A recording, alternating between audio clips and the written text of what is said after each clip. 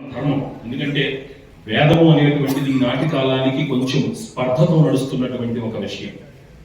వేదంలో దైవం ఉన్నదా, వేదం అంటే దైవమా అనేటువంటి ప్రశ్నలో సమాజాన్ని మూఢత్వంతో నడుస్తున్నటువంటి పరిస్థితులలో వేదము దైవాన్ని చూపించిందా, దైవం యొక్క ఉనికిని చూపించిందా అంటే దైవం యొక్క ఉనికినే చూపించింది అన్నది శాస్త్ర ప్రమాణం.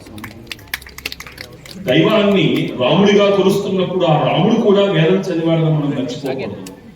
మరొక విషయం, వేదము ప్రమాణంగా భావించింది ప్రకృతిని మాత్రమే దైవంగా చూపించింది. అందుకనే మనం వేదం చదివేటప్పుడు, నమక శమకాలు చదివేటప్పుడు శివాం గిరిత్రదాం కురుమాహిం పురుషం జగతో అంటారు.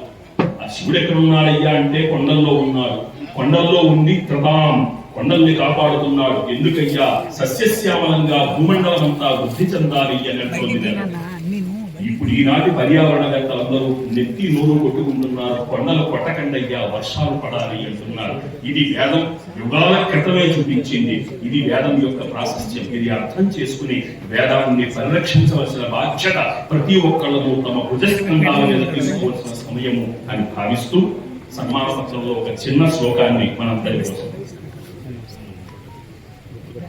కరివెన సత్ర సేవలను కమ్మని రూపున చూసి మెచ్చుచు సరగుణ ధర్మ పత్నియును సాయము చేయగ తల్లి రూపున.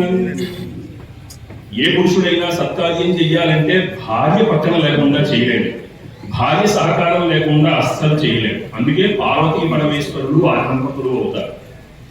వరలను లోటు లేక పరిపాటుగా విప్రుల భోజనంబులం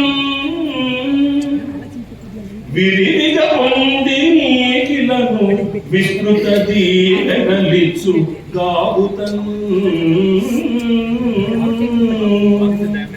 వీరు చేస్తున్న సత్కార్యములే వీరికి యశస్కృతులను ప్రసాదించాలని, నేను నమ్ముకున్న లలితా మహాత్రిపుర సుందరి దేవి సమేత చంద్రమౌళేశ్వరులు ఆశీర్వదించాలని ప్రార్థిస్తూ స్వస్తి.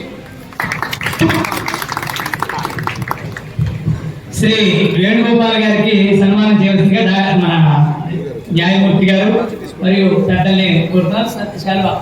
బాబు బాజా ఓం